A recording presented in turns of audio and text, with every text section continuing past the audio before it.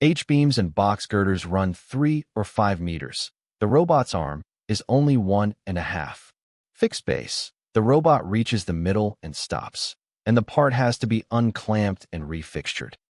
The answer is a welding travel axis. A ground rail moves the robot along the length of the part.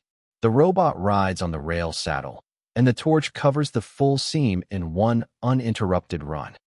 Seam tracking is the other half. Arc plus vision tracking, 3D vision at 2,000 frames per second with plus or minus 0.5 millimeters accuracy, locks the torch to the joint centerline.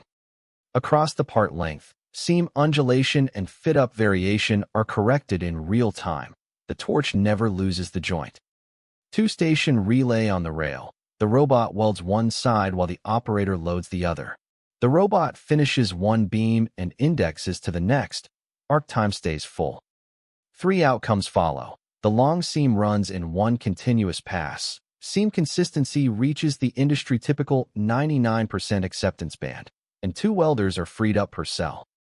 Steel bridges, prefab building beams and columns, engineering machinery frames, railway bogies. Any part longer than the robot's envelope fits this pattern.